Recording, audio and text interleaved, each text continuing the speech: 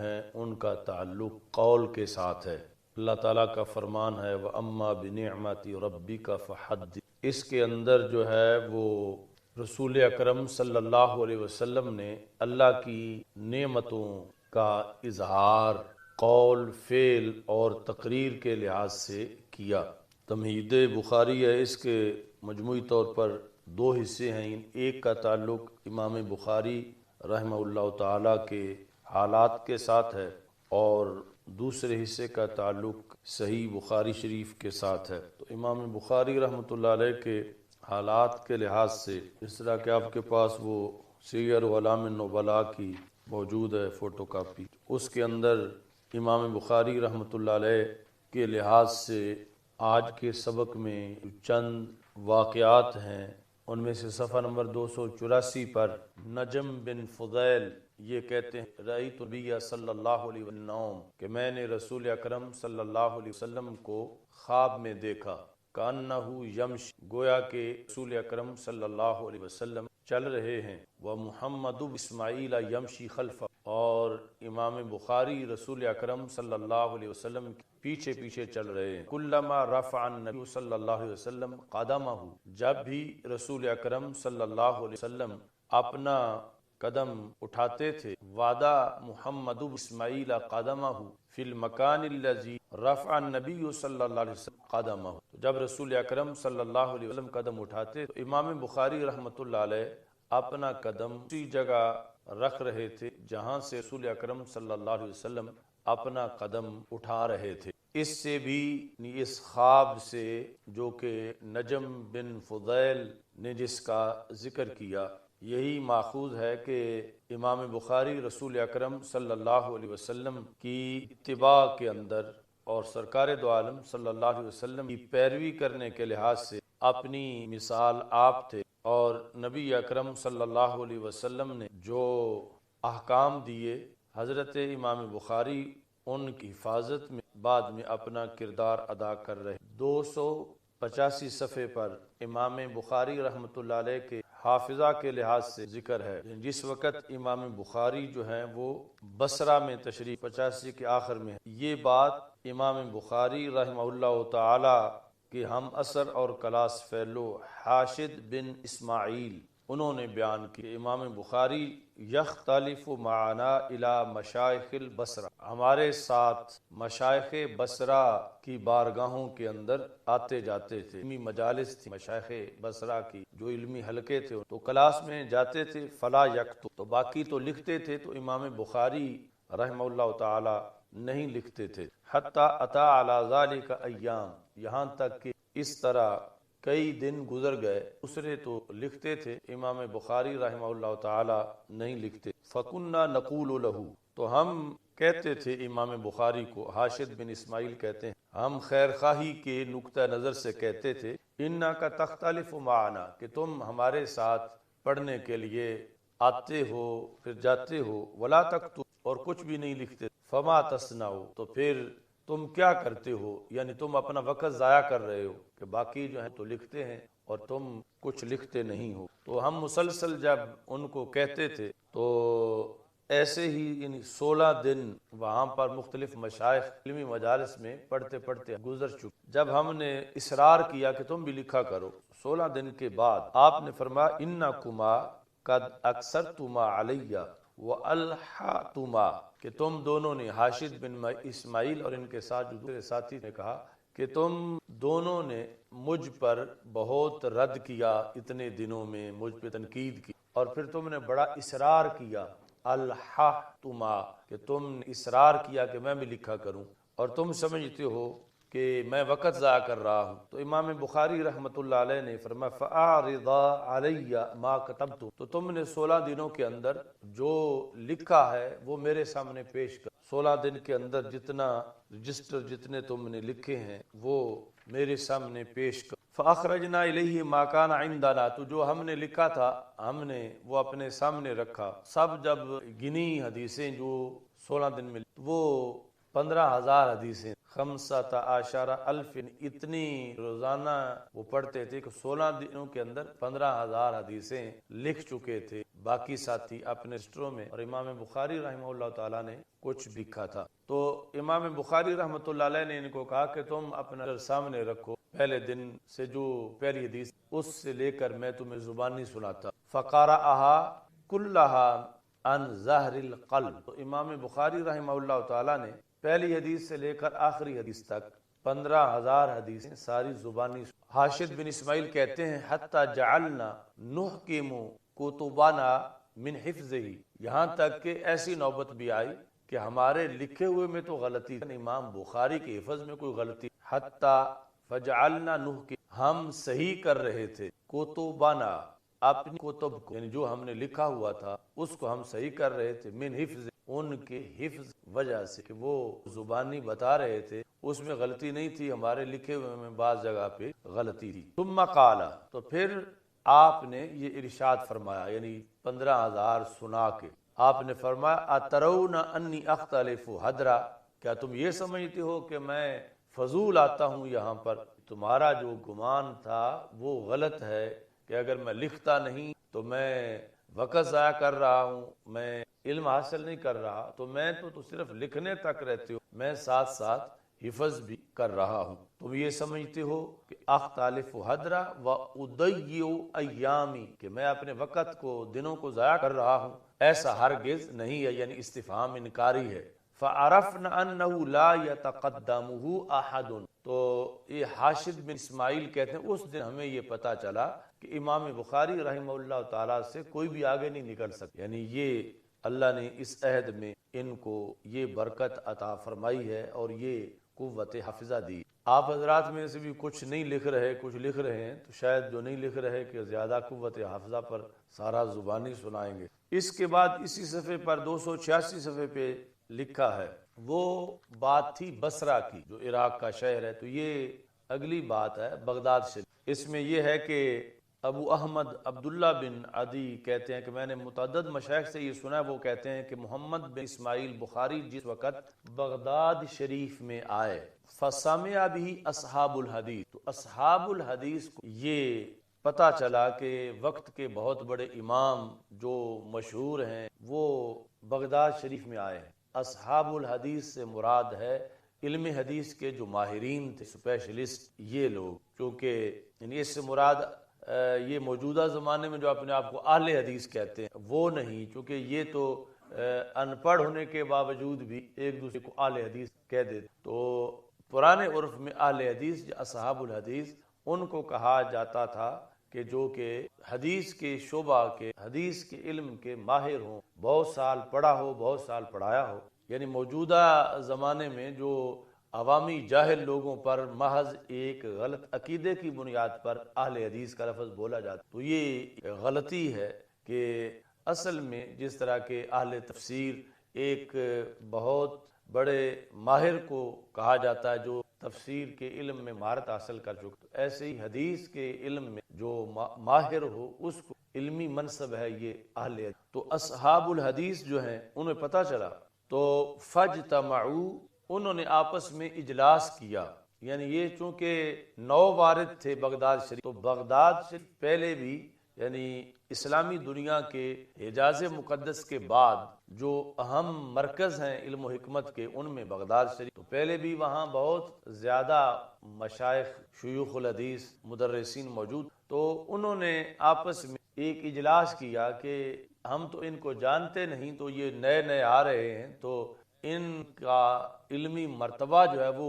Check کرنا چاہیے، پھر ان کو ماننا چاہیے۔ اس اجلاس میں انہوں نے 100 حدیثیں منتخب کی کہ ان 100 حدیثوں کے بارے میں امام بخاری رحمۃ اللہ علیہ سے فقالبوا متونہا و اسانی، تو 100 احادیث جو تھیں ان کے اندر تبدیلی کی، ان تبدیلی کی سند اور متن کے لحاظ سے، کہ ایک حدیث کی سند دوسرے کے ساتھ لگا دی، کہ سند پہلے متن، اس طرح 100 کی 100 احادیث جو ہیں ان کی سندیں بدل دی۔ وہاں اس اجلاس میں جو موجود تھے محدثین 10 حدیثیں ان کے ذمہ لگا دیں کہ 10 تم نے پوچھنی ہے، 10 تم نے، اس طرح 100 احادیث جو امام بخاری سے سوال کرنا ہے۔ تو پھر مجمع عام جب لگا اور یہ تھا کہ بغداد شریف کے علماء جو ہیں وہ امام بخاری سے ان کی ملاقات ہے اور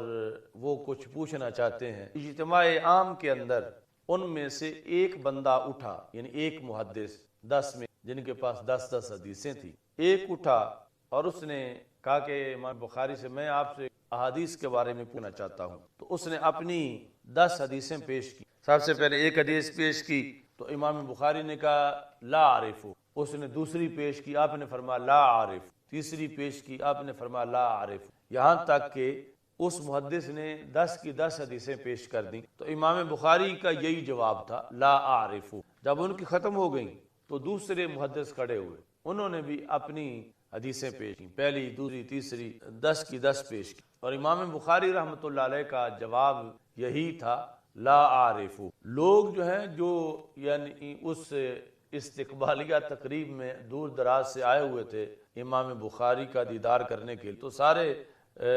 عوام بھی فقہا بھی ایک دوسرے کی طرف دیکھ رہے تھے بڑے تعجب کے ساتھ کہ یہ اچھے امام ہے کہ ان کو لا اعرفہ کے سوا کچھ آتے ہی نہیں، کہ جو بھی پوچھتا ہے جو حدیث یہ کہتے ہیں لا اعرف، اور کوئی ان کے پاس جواب ہی نہیں۔ اس میں یہ ہے کہ جو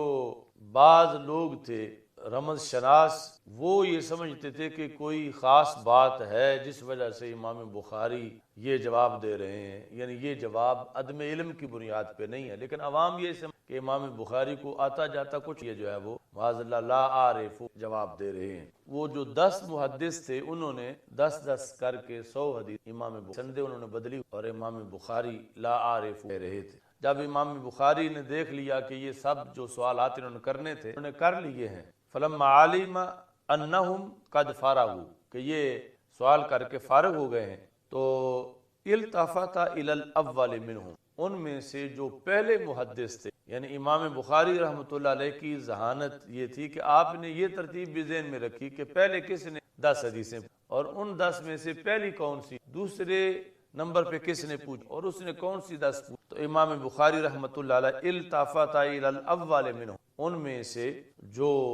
پہلے محدث تھے ان کی طرف متوجہ ہوئے، فرمایا اما حدیثک الاول فقضا والثانی قضا والثالث قضا الی العشرہ، آپ نے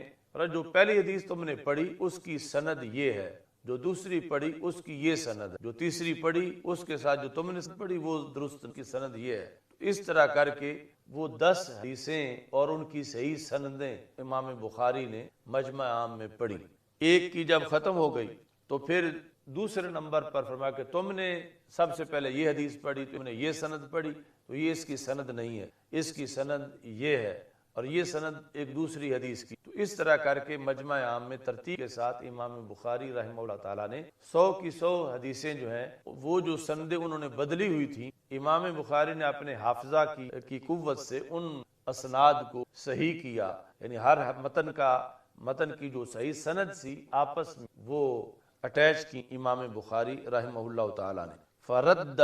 کل متن الی اسنادہ، ہر متن کی جو سند تھی آپ نے اس طرف اس سند کو متن کو لوٹایا، یعنی جو انہوں نے بیٹھ کے تبدیلی کی تھی امتحان لینے کے لیے آپ نے وہ تبدیلی ختم کی اور اصل سند جو ہے وہ ہر متن کے ساتھ لگائی۔ فَأَقَرَّ لَهُ النَّاسُ بِالْحِفْظِ، یہ دیکھ کر پھر تمام لوگ قائل ہو گئے امام بخاری رحمہ اللہ تعالیٰ کے حافظہ کے کہ آپ واقعی ہی بہت تیز قوت حافظہ رکھتے ہیں۔ یہ صفحہ نمبر 286 پر امام بخاری رحمہ اللہ تعالیٰ کے لحاظ سے امام ذہبی نے یہ لکھا ہے۔ ایسے ہی اس میں 278 صفحے پر آپ کے حافظہ کی وہ بات ہے جو پہلے پڑھائی جا چکی ہے کہ امام بخاری رحمہ اللہ تعالی آپ سے محمد بن ابی حاتم نے پوچھی، دوسری لائن سے قلت لابی عبداللہ کیف کان بدء امرک، کہ تمہارا آغاز کیسے ہوا؟ تو آپ نے فرمایا الہمت حفظ الحدیث وانا فی الکتاب، کہ مجھے حدیث یاد کرنے کا شوق اللہ کی طرف سے میرے دل میں ڈالا گیا، الہام مجھے کیا گیا حفظ حدیث کا، ابھی میری عمر کتاب کے اندر تھی، یعنی کاتب کی جمع ہے کتاب، تو یہ موجودہ جو سلیبس ہیں سکول وغیرہ کے یہ تو اس وقت نہیں تھے، اس وقت یہ تھا کہ نصاب تو ایک ہی تھا، لیکن پہلے چھوٹے بچوں کو کتابت سکھائی جاتی تھی، پرائمری کا ان کا یہ تھا نصاب۔ تو انا فی الکتاب کا مطلب یہ ہے کہ میں ابھی سب سے پہلے جو مرحلہ تھا کتابت سیکھنے کا، اسی زمانے میں لکھنے کی جب میں تعلیم لے رہا تھا، لکھائی سیکھ رہا تھا، تو اسی زمانے میں مجھے شوق ہوا کہ میں حدیث یاد کروں۔ تو انہوں نے پوچھا کم کان سنوں کا، اس وقت تمہاری عمر کیا تھی؟ تو امام بخاری رحمۃ اللہ علیہ نے جواب دیا کہ میری عمر 10 سال یا اس سے کچھ کم تھی۔ اس کے بعد کہتے ہیں فجعلت اختلف الی الداخلی، داخلی یہ ایک امام ہے، داخلی اور ان کے علاوہ جو ائمہ ہیں، میں پھر ان کے مجلس حدیث کے اندر جو ہے وہ جاتا تھا اور حدیث پڑھتا تھا۔ فقال یوما فیما کان یقرأ للناس، تو ایک دن امام داخلی اپنے حلقہ میں پڑھا رہے تھے تو آپ نے ایک سند پڑھی، سفیان عن ابی الزبیر عن ابراہیم، ابی الزبیر اصل میں ابو زبیر، تو ان کی وجہ سے پھر ہے ابی الزبیر، کہ سفیان نے روایت کیا ہے اس حدیث کو ابو زبیر سے اور ابو زبیر نے روایت کیا ہے ابراہیم سے۔ تو امام بخاری رحمۃ اللہ علیہ نے اتنی مہارت آپ کو اس عمر میں ہی تھی کہ آپ نے رد کیا، فرما ان ابا الزبیر لم یرو عن ابراہیم، کہ ابو زبیر نے تو کوئی روایت ابراہیم سے کی ہی نہیں، ابو زبیر نے ابراہیم سے کوئی حدیث روایت ہی نہیں کی، تو پھر آپ کس طرح یہ سند بتا رہے ہیں؟ کہتے ہیں فن تہارانی، تو مجھے جھڑک دیا امام داخلی نے، یعنی اسی پس منظر میں کہ ایک چھوٹا سا بچہ ہے تو اسے کیا پتا ہے، اور یہ کہتا ہے کہ یہ سند صحیح نہیں۔ فن تہارانی فقلت له ارجع الى الاصل، تو میں نے ان کو کہا کہ اصل کی طرف رجوع کرو، یعنی اصل مطلب یہ ہے کہ جو آپ کے پاس لکھا ہوا ہے، آپ کا ذخیرہ،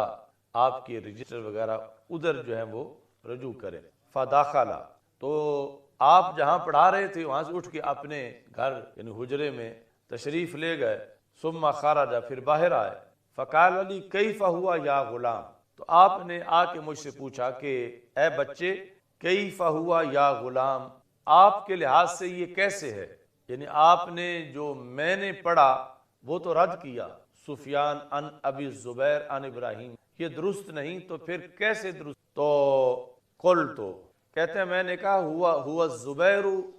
بن عدی عن ابراہیم، یعنی یہ سفیان عن ابی الزبیر غلط ہے، سفیان ابو زبیر سے روایت نہیں کرتے بلکہ سفیان زبیر سے روایت کرتے، سفیان عن زبیر عن ابراہیم عن الزبیر عن ابراہیم۔ جب میں نے یہ بیان کیا فاخذ القلم منی واحکم کتابہ، تو آپ نے مجھ سے قلم لیا، واحکم کتابہ، اور اپنے لکھے ہوئے کی غلطی صحیح کی، یعنی اصل میں بھی وہی لکھا ہوا تھا۔ تو امام بخاری کی یہ جلالت علم ہے کہ وہ عمر کی جس میں آج ہمارے بچوں کو یسرنا القرآن جو قاعدہ ہے وہ بھی آنا مشکل ہے، تو امام بخاری اس وقت اسماء الرجال میں اتنی مہارت حاصل کر چکے تھے کہ کس محدث کے کون کون سے شاگرد ہیں، کون کون سے استاد ہیں، زبیر کون ہیں، اور زبیر کس کے شاگرد ہیں، اور زبیر کے شاگرد کون کون سے، اور ابو زبیر کون ہیں۔ تو اس بنیاد پر آپ نے جو بتایا تو امام داخلی جو ہیں انہوں نے اپنا صحیح کیا لکھا ہوا، اور ساتھ یہ فرمایا صدقتا، کہ آپ نے سچ کہا کہ میرے پڑھانے میں غلطی اور درست وہ ہے جو کہ آپ نے بتایا ہے۔ فقیل للبخاری این ابن کم کنت حین رددت علیہ، ابن کم، اس وقت تم کتنے سال کے تھے کہ جب تم نے امام داخلی پر یہ رد کیا؟ تو امام بخاری رحمۃ اللہ علیہ نے کہا ابن 11 سنہ، اس وقت میں 11 سال کا۔ تو کہتے ہیں کہ جس وقت میں 16 سال کا ہوا تو میں نے ابن مبارک اور وقی کی جو کتابیں تھیں وہ زبانی یاد کی۔ ثم خرجت مع امی و اخی احمد الی مکہ، تو پھر میں اپنی امی جان اور اپنے بھائی احمد یعنی یہ محمد بن اسماعیل ہے تو دوسرے احمد بن اسماعیل، تو احمد بن اسماعیل اور اپنی امی کے ہمراہ میں مکہ مکرمہ گیا حج کی۔ فلما حججت راجع اخی بہا، تو جب میں نے حج کر لیا تو میرے بھائی احمد بن اسماعیل والدہ صاحبہ کے ساتھ واپس آ گئے۔ وتخلفت فی طلب الحدیث، اور میں وہیں رہ گیا یعنی حدیث شریف پڑھنے کے لیے۔ تو اس طرح کر کے یعنی یہ چند واقعات ہیں جن کو امام ذہبی نے لکھا سند کے ساتھ، یعنی یہ دیگر عام ماخذ سے زیادہ اہم ہے کہ سند کے ساتھ امام ذہبی نے یہ سیر اعلام النبلاء کے اندر 10ویں جلد میں یہ حالات کے اندر 778 صفحے پہ اور باقی صفحات پر لکھا۔ اس میں 277 صفحے پر امام بخاری رحمۃ اللہ علیہ کے بچپن کا یہ واقعہ بھی لکھا ہے کہ ذہبت عینا محمد ابن اسماعیل فی صغارہ، کہ امام بخاری رحمہ اللہ تعالیٰ کی بینائی چلی گئی آپ کے بچپن کے زمانہ میں، نابینا ہو گئے۔ فرات والدتہ فی المنام ابراہیم الخلیل علیہ السلام، تو آپ کی والدہ محترمہ نے خواب کے اندر دیکھا حضرت سیدنا ابراہیم خلیل علیہ السلام کو۔ فقال لہا، تو حضرت ابراہیم علیہ السلام نے آپ کی والدہ صاحبہ سے کہا، یا حاضی قد رد اللہ علی ابنک بصرہ، کہ اے خاتون اللہ نے تیرے بیٹے کی بینائی واپس کر دی، تیرا بیٹا جو ہے اس کی آنکھیں صحیح ہو گئی ہیں۔ کس لیے؟ لکثرت بکائے کے اور کثرت دعائے کے، تمہارے اس غم میں زیادہ رونے کی وجہ سے بیٹا نابینا ہو گیا ہے، اس کثرت رونے کی وجہ سے یا کثرت دعائے کے، یہ تم نے زیادہ دعائیں کی ہیں، تو ان دعاؤں کے نتیجے میں رب